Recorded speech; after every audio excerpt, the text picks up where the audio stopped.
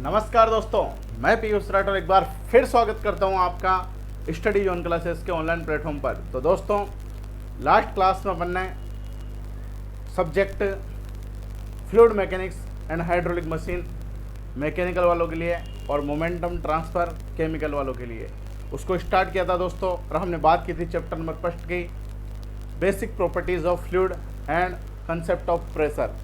दोस्तों, इस चैप्टर के बेसिक के बारे में अपन ने डिस्कस किया था, इस चैप्टर के कुछ कंसेप्ट हमने समझे थे और दोस्तों इस चैप्टर को अपन ने बेसिक कंप्लीट कर लिया था।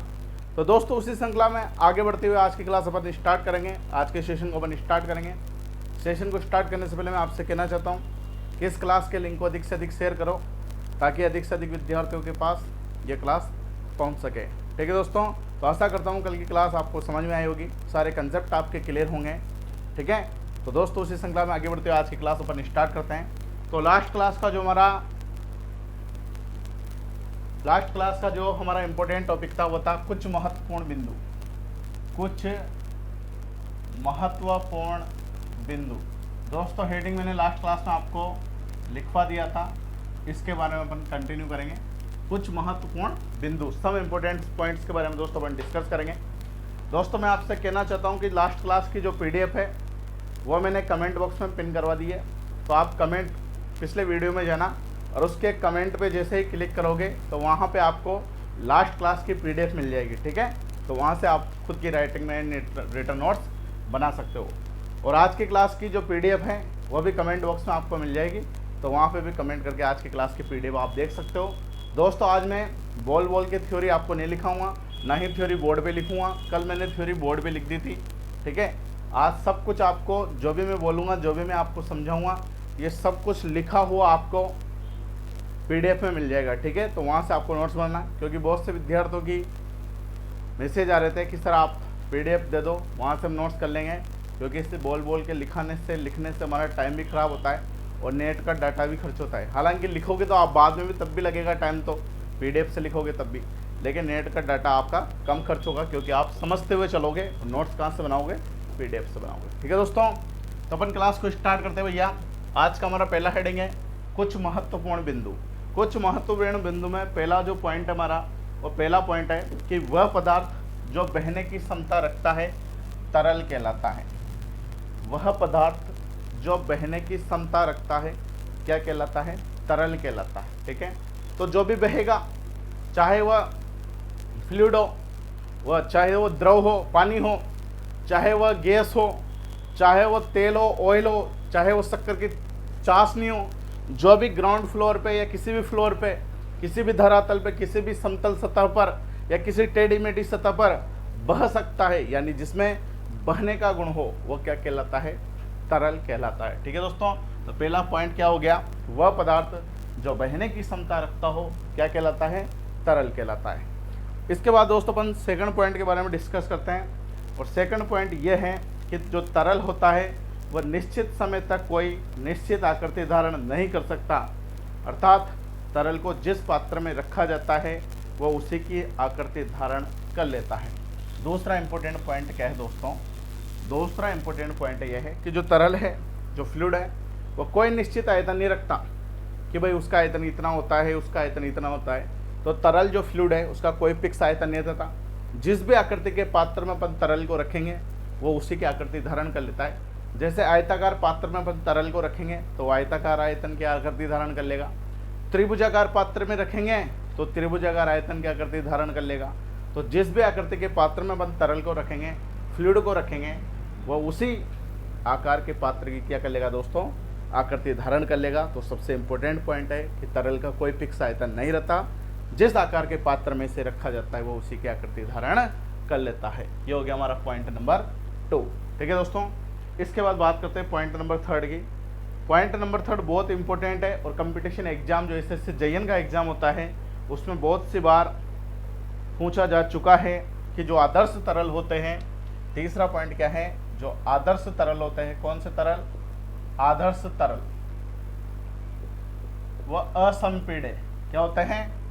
असंपीड्य, जिसे इंग्लिश में बोलते हैं इनकम्प्रेसिबल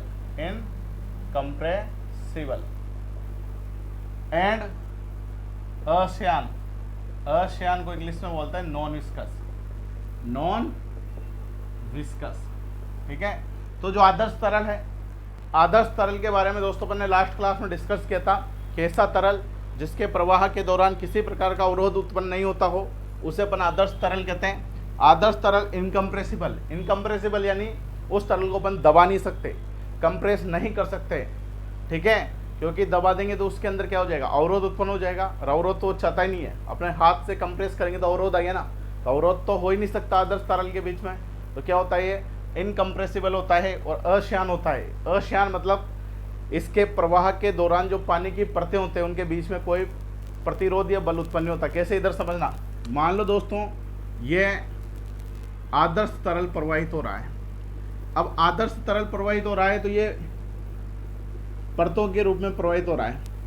मान लो पानी की पहली परत दूसरी परत के ऊपर गति कर रही है, ऐसे करती है।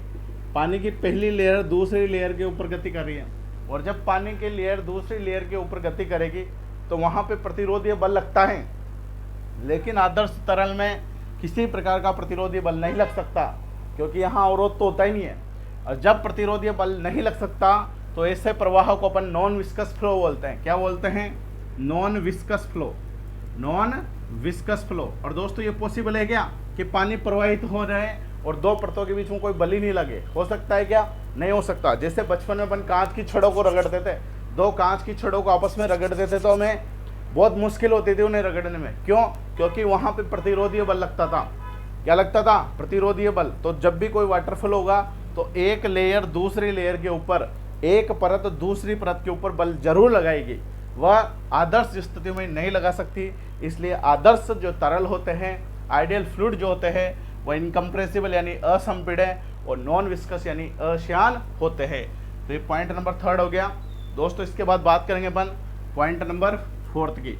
ठीक है, पॉइंट नंबर 4 जो है दोस्तों वह है कि जो वास्तविक तरल होते हैं, वास्तविक तरल, तो वास्तविक तरल क्या हो जाएंगे? समपीड्य हो जाएंगे। क्या हो जाएंगे? समपीड्य, जिन इंग्लिश में बोल रहे हैं कंप्रेसिबल, कंप्रेसिबल। दोस्तों बहुत सी बार कंपटीशन एग्जाम में क्वेश्चन पूछा जा चुका है। और श्यान, श्यान यानी विस्कस, ये सबसे इंपॉर्टेंट है। तो वास्तविक तरल जो होते हैं वो कंप्रेसिबल होते हैं, यानी उन्हें हम कंप्रेस कर सकते हैं, दबा सकते हैं। और वो विस्कस होते हैं यानी श्यान होते हैं। श्यान कैसे होते हैं दोस्तों? मान लो इंपॉर्टेंट कंसेप्ट अच्छे से समझना। एक शुद्ध पानी है और एक शक्कर की चाशनी है, किसकी श्यानता ज़्यादा होगी? अब श्यानता ज़्यादा होगी या कम होगी, ये कैसे पता लगाएंगे दोस्तों? जिसमें प्रतिरोधीय बल ज़्यादा उत्पन्न होगा प्रवाह के दौरान, उसकी श्यानता ज़्यादा होगी। अपने एक धरातल पर, अपने घर के अंदर फर्श पर, समतल पर एक पानी को डोला और एक चाशनी को डोला, कौन जितना जल्दी फ्लो होगा? पानी ज़्यादा तेज़ी से आगे बढ़ेगा, जबकि शक्कर की चाशनी धीरे गति से आगे बढ़ेगी। क्यों?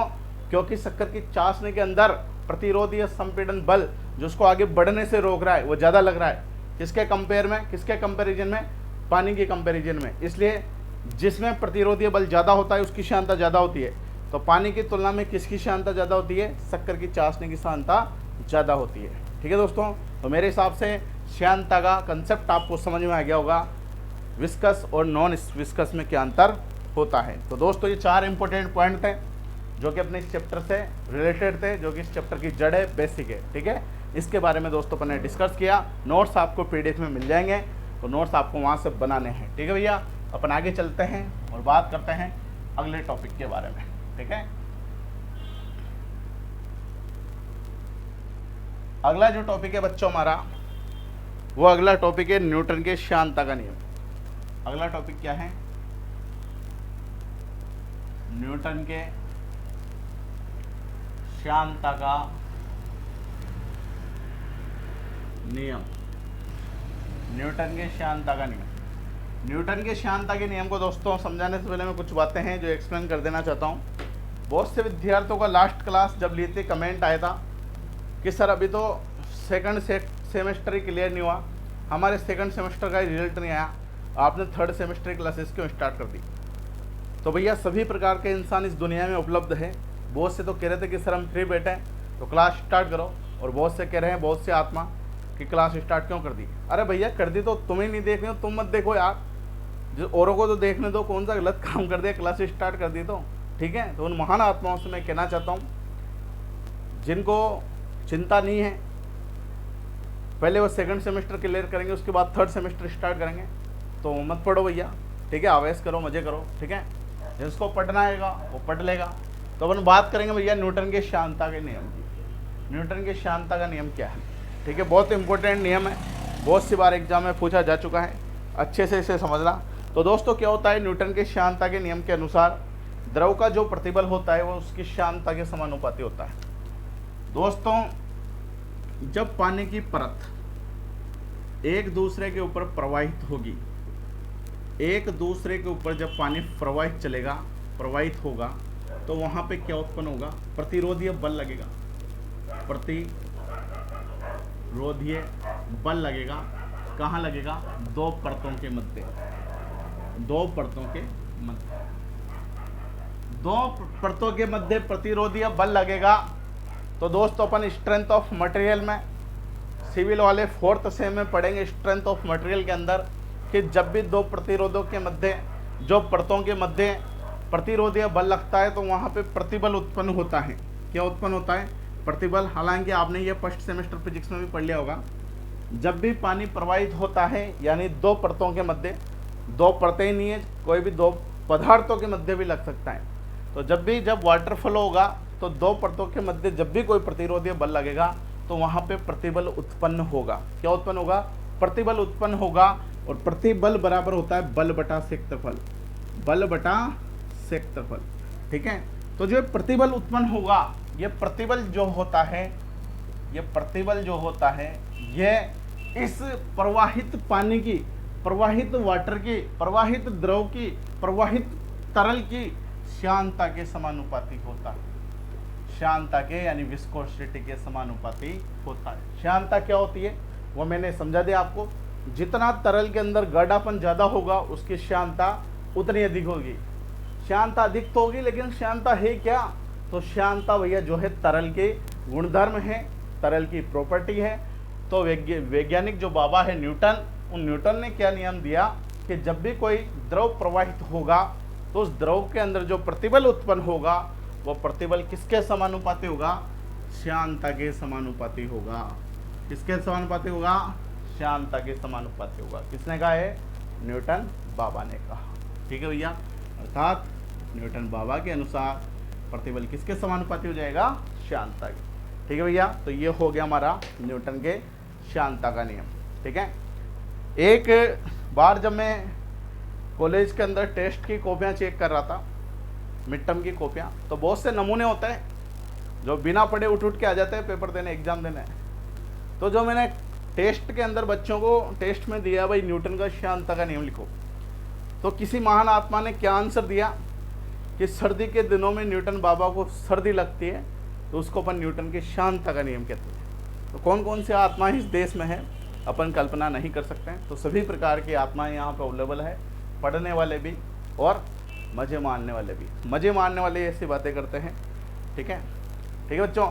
अगर किसी भी प्रकार की कोई भी समस्या हो आपको क्लास से रिलेटेड तो आप कमेंट बॉक्स में कमेंट कर सकते हो। अगली क्लास में, अगले सेशन में मैं आपके कमेंट का जवाब दे दूंगा। दोस्तों जब मैं क्लास लेता रहता हूं तो मैं आपके कमेंट नहीं देखता, ठीक है, लेकिन फिर भी आप कमेंट कर दिया करो, क्योंकि अगले वीडियो में मैं कमेंट, क्लास खत्म होने के बाद में कमेंट जरूर देखता हूँ, ठीक है। क्योंकि पढ़ाते वक्त मेरा ध्यान बोर्ड पे रहता है, टॉपिक पे रहता है, उस वक्त कमेंट पे ध्यान नहीं देता हूँ, ठीक है दोस्तों। हालांकि कुछ बार, बहुत सी बार टेक्निकल टीम है वो कमेंट का रिप्लाई जरूर कर देती है, मैं क्लास लेता हूँ तब भी, लेकिन बहुत से क्वेश्चनों का जवाब उन्हें भी पता नहीं रहता, ठीक है भैया। तो प्रतिबल किसके समानुपाती होता है, श्यानता के। अब दोस्तों ये कुछ टॉपिक हमने डिस्कस किए। अब अभी तक जो भी हमने पढ़ा, जिसके भी बारे में हमने डिस्कस किया, उसके ऊपर कुछ न्यूमेरिकल करते हैं जिससे हमारे कंसेप्ट और अच्छे से क्लियर हो सके दोस्तों, ठीक है। तो अपन आगे चलते हैं और बात करते हैं एक इम्पोर्टेंट न्यूमेरिकल के बारे में, इम्पोर्टेंट क्वेश्चन के बारे में, ठीक है दोस्तों। तो क्वेश्चन मैं आपकी स्क्रीन पर लिख देता हूँ, बोर्ड पे लिख देता हूँ, उसके बारे में अपन डिस्कस करते हैं, ठीक है। तो क्वेश्चन है, एक द्रव जिसकी श्यानता 40 न्यूटन इंटू सेकंड पर मीटर स्क्वायर है। क्वेश्चन है, एक द्रव जिसकी श्यानता एक द्रव जिसकी श्यानता 40 न्यूटन इंटू सेकेंड पर मीटर स्क्वायर है। श्यानता का मात्रक होता कैसे है आगे हम समझेंगे इस चैप्टर में, अभी ध्यान रख लो। एक द्रव जिसकी श्यानता 40 न्यूटन इंटू सेकेंड पर मीटर स्क्वायर है तथा इस पर आरोपित होने वाले बल का मान 20 न्यूटन है तथा इस पर आरोपित होने वाले बल का मान 20 न्यूटन है। 20 न्यूटन है, ठीक है। आरोपित होने वाले बल का मान कितना है? 20 न्यूटन है तथा द्रव के प्रवाह होने वाले पाइप का व्यास 4 मीटर है तथा द्रव के प्रवाहित होने वाले तथा द्रव के प्रवाहित होने वाले पाइप का व्यास 4 मीटर है। यानी जिस पाइप के अंदर द्रव का प्रवाह हो रहा है उस पाइप का व्यास कितना भैया? 4 मीटर। तो प्रतिबल का मान ज्ञात करो। तो प्रतिबल का मान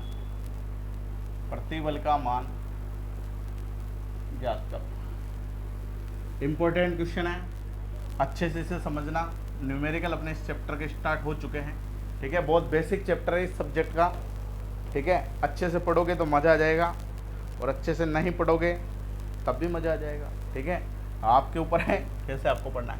तो दोस्तों सबसे पहले तो जो भी क्वेश्चन में हमें दे रखा है उसे किस में लिख देंगे? गिवन डेटा में। एक द्रव जिसकी श्यानता का मान हमें दे रखा है, म्यू का मान दे रखा है 40 न्यूटन इंटू सेकेंड पर मीटर स्क्वायर, ठीक है। इस पर आरोपित होने वाले बल का मान दे रखा है, फोर्स का मान दे रखा है 20 न्यूटन, ठीक है।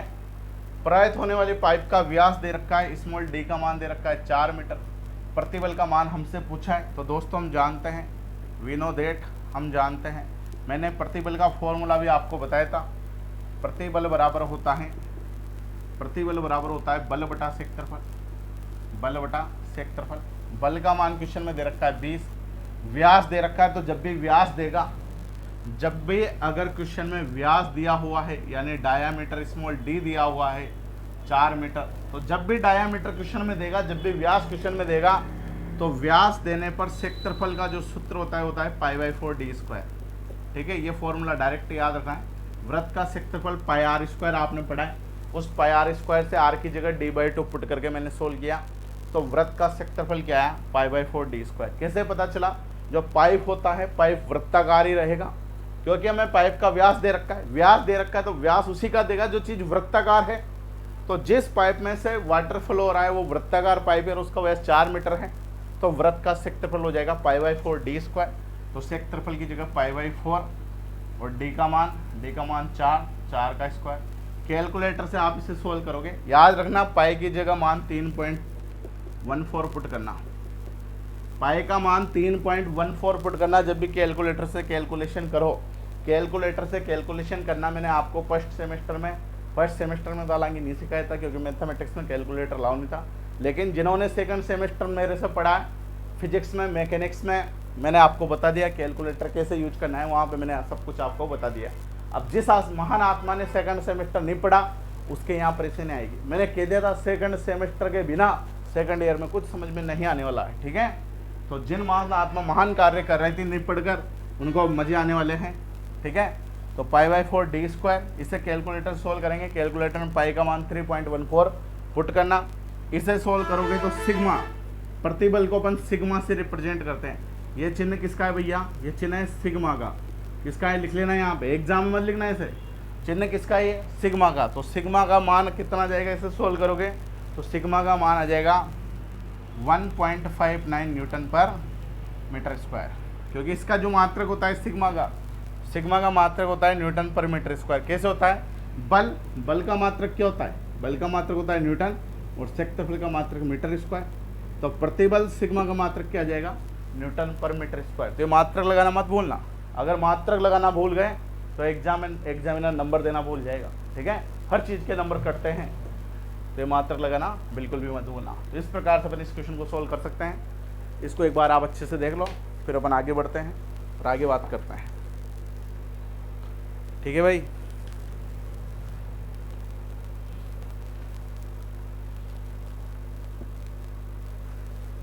चलिए अपन आगे, ठीक है चलो आगे बढ़ते हैं और बात करते हैं अगले टॉपिक के बारे में।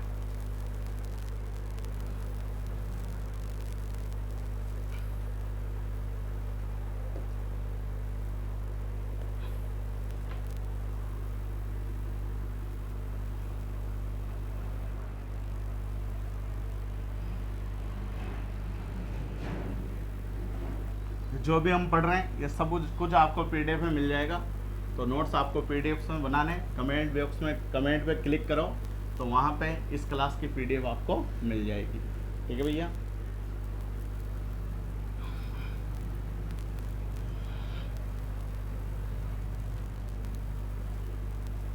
आगे बढ़ते अपन, आगे बात करते हैं। तो अगला जो टॉपिक है हमारा वह है न्यूटनीय तरल। न्यूटनीय तरल, जैसे इंग्लिश में न्यूटनीय फ्लूइड बोल सकते हैं। अब न्यूटनीय तरल क्या होता है, नाम से पता चल रहा है कि ऐसा तरल, ऐसा फ्लूइड जो न्यूटन के नियम का पालन करता हो, न्यूटनीय तरल कहलाता है। ऐसा तरल जो न्यूटन के श्यानता के नियम का पालन करता हो। न्यूटन के श्यानता का नियम अभी कुछ ही देर पहले हमने पढ़ा। तो जो फ्लूइड, जो भी तरल उस नियम का पालन करेगा, उस तरल को क्या कहेंगे अपन, न्यूटनीय तरल। दूसरा जो तरल आता है दोस्तों, आता है अन्यूटनीय तरल। तो अन्यूटनीय तरल क्या हो जाएगा, अन्यूटनीय तरल ऐसा तरल जो न्यूटन के श्यानता के नियम का पालन नहीं करता हो, अन्यूटनीय तरल कहलाएगा। तो दो इंपॉर्टेंट डेफिनेशन है, न्यूटनीय तरल, ऐसा तरल जो न्यूटन के श्यानता के नियम का पालन करता हो, न्यूटनीय तरल कहलाता है। और ऐसा तरल जो न्यूटन के श्यानता के नियम का पालन नहीं करता है, न्यूटन बाबा के नियम का पालन नहीं करता है, वह अन्यूटनीय तरल कहलाता है। ठीक है भैया, मेरे हिसाब से कंसेप्ट आपका क्लियर होगा। अगली हम बात करते हैं प्रतिबल तथा वेग अनुपात के बीच ग्राफ। अगला जो टॉपिक है हमारा वो क्या है, प्रतिबल तथा वेग अनुपात के बीच ग्राफ। वेग अनुपात के बीच ग्राफ। अगला जो टॉपिक है हमारा बच्चों क्या है, प्रतिबल तथा वेग अनुपात के बीच ग्राफ।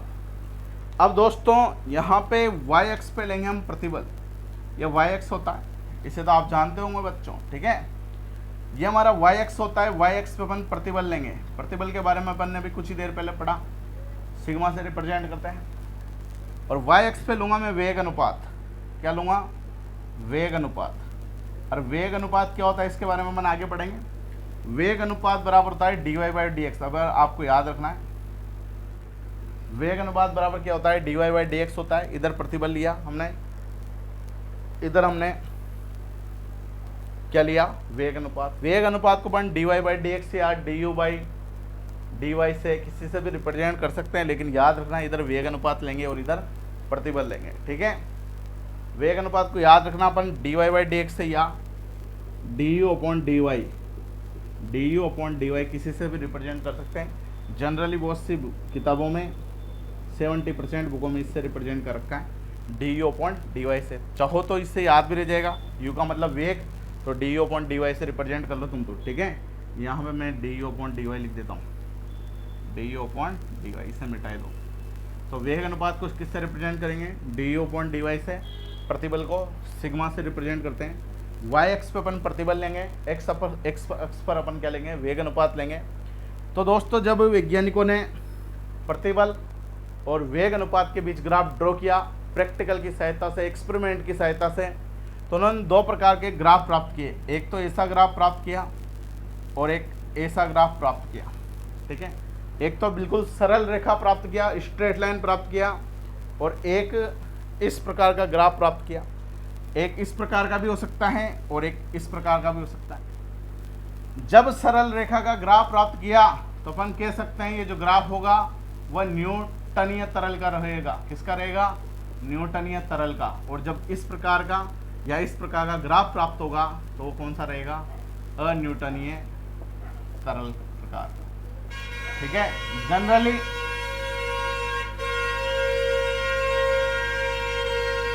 अरे यार भैया शांत हो जा, ठीक है। जब ग्राफ सरल रेखा प्राप्त होगा तो ग्राफ कौन सा तरल का रहेगा, न्यूटनीय तरल रहेगा, यानी वो न्यूटन की श्यानता नियम का पालन करेगा। जब ग्राफ हमें इस प्रकार का प्राप्त हो जाएगा तो वह जो ग्राफ प्राप्त होगा वो अन्यूटनीय तरल का, जो कि न्यूटन के श्यानता के नियम का पालन नहीं करेगा, उस प्रकार के द्रव का प्राप्त होगा, उस प्रकार के तरल का प्राप्त होगा। ये वाला ग्राफ बहुत कम केस में प्राप्त होता है, इसलिए इस वाले ग्राफ को ज़्यादा मान्यता नहीं दी गई है, लेकिन बहुत सी बुकों के अंदर ये भी बना रखा है, तो मैंने आपको समझाने के लिए ज़रूर बता दिया। लेकिन इसको मिटा दो, ये केवल 10% सही मायनों में प्राप्त होता है। सही मायनों में जो ज़्यादा वैल्यू जो प्राप्त होती है न्यूटनीय तरल के लिए, वो इस प्रकार का ग्राफ हमें प्राप्त होता है। तो न्यूटनीय तरल के लिए तो बिल्कुल सरल रेखा और किसी कर्व शेप में रहेगा, तो वह अन्यूटनीय तरल के लिए ग्राफ हमें प्राप्त होगा। तो ये इंपॉर्टेंट 2 नंबर में एग्जाम में पूछा जा सकता है कि प्रतिबल तथा वेग अनुपात के बीच जो ग्राफ होगा वो किस प्रकार का होगा, ठीक है। तो इस प्रकार से ग्राफ अपन ड्रॉ कर सकते हैं, ठीक है भैया। तो एक बार आप इसे अच्छे से देख लें, फिर अपन आगे बढ़ेंगे और बात करेंगे अगले टॉपिक के बारे में, ठीक है।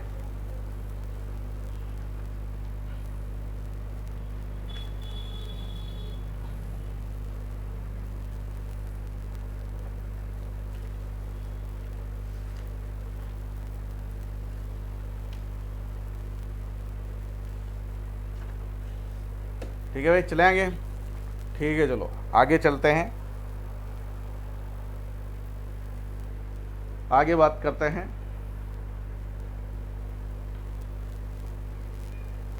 आगे जो अगला हेडिंग हमारा वो है आपेक्षिक आयतन।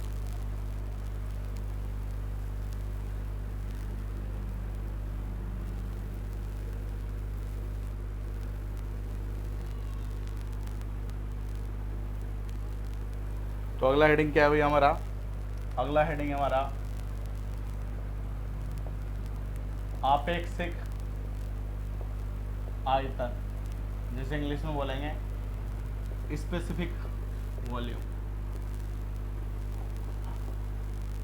क्या बोलेंगे, आपेक्षिक आयतन, स्पेसिफिक वॉल्यूम, ठीक है। क्या होता है आपेक्षिक आयतन? आपेक्षिक आयतन होता है दोस्तों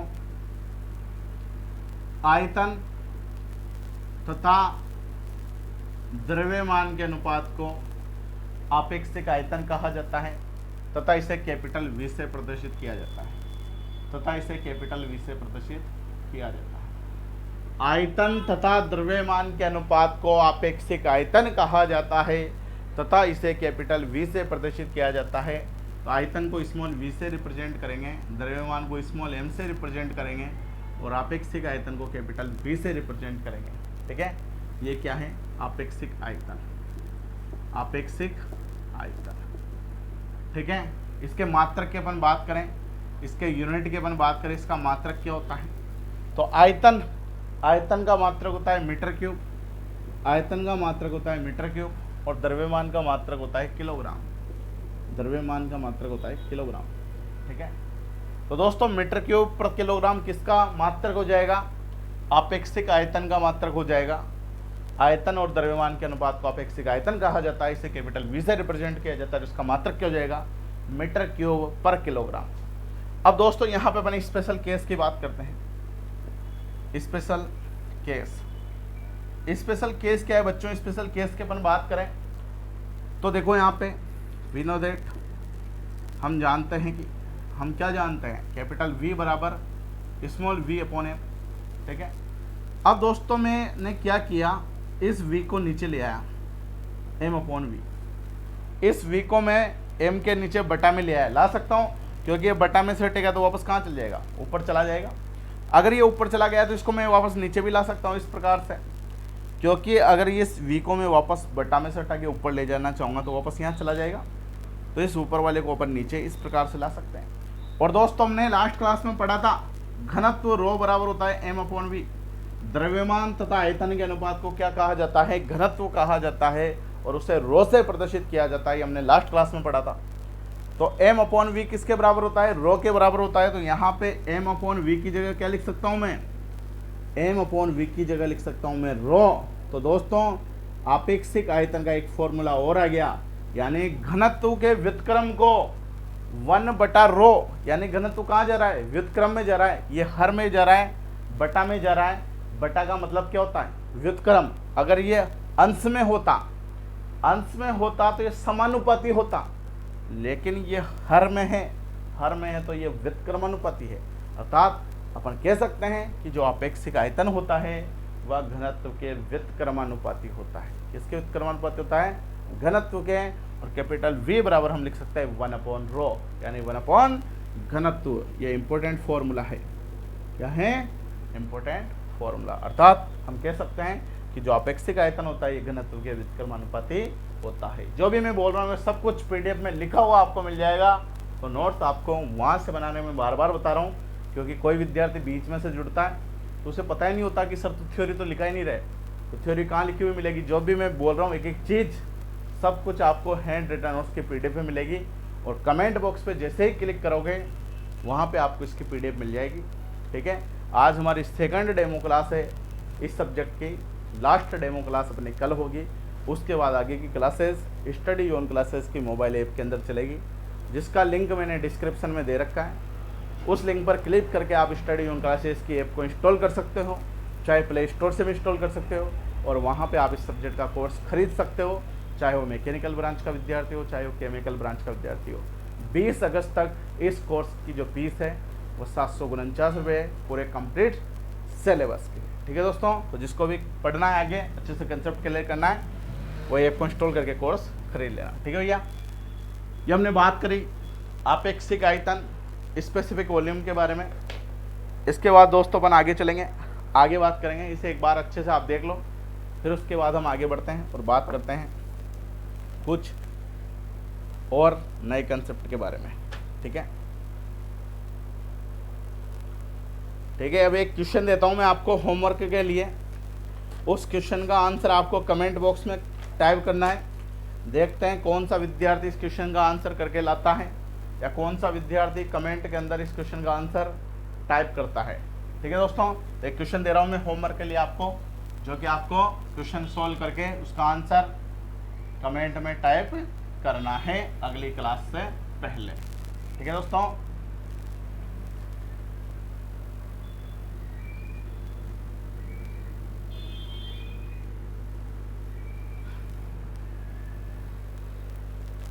तो क्वेश्चन आप नोट कर लो।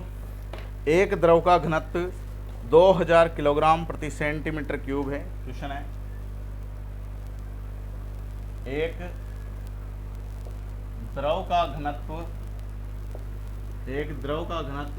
2000 किलोग्राम प्रति सेंटीमीटर क्यूब है।